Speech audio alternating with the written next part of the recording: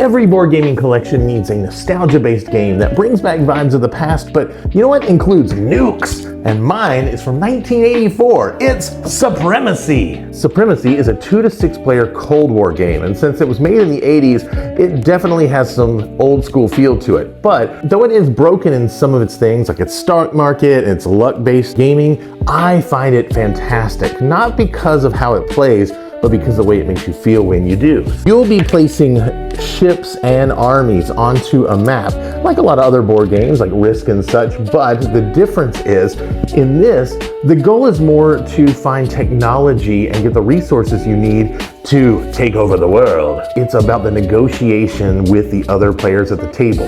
You see, you're gonna be taking this card deck, and this card deck is where you're gonna get resources.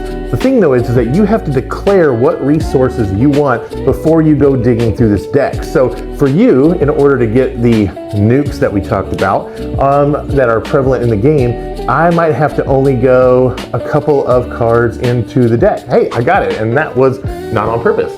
Second card, so that cost me $400 million. But you might spend the next 18 turns going through this stupid thing trying to get nukes too. And so it is very swingy in it. And yeah, I said millions of dollars. In fact, there's a $1 billion bill, and you're gonna need those in this game. But the other part that's kind of broken, and a lot of people have house rules to fix, is the stock market, which takes place up here. And it is on these cards where you're going to be getting resources and buying and selling items to other players and trading them in to be able to get the resources and items that you need.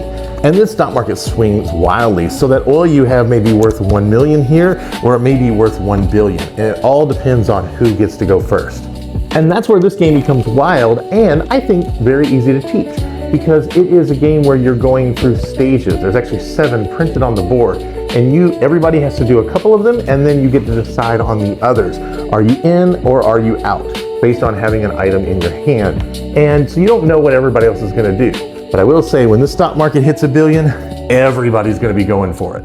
And look, it does take a while to play. You're gonna be taking a few hours to go through this, and if everybody suddenly decides to nuke everything, then at a certain point, at 12 nukes on the board, nuclear winter, game over for everyone. But why is it fun? Well, you get to make backdoor deals in this game, and that's really the bread and butter. It's you negotiating terms on where items can be played. Can I move troops into here? Can I use my satellites to shoot down your nukes? Can we band together to fight so-and-so and take them off the map? Like, that's where this game shines. In fact, the first time I played it, I backstabbed everybody and won the game. The second time I played it, nobody traded with me because I'd already mistaken their trust. But I had fun both times. I recommend Supremacy, a wild war game that really is easy to teach and anybody can play even the first time. But it is wild and swingy. So if you love to pre-program your plans, you better look for something else.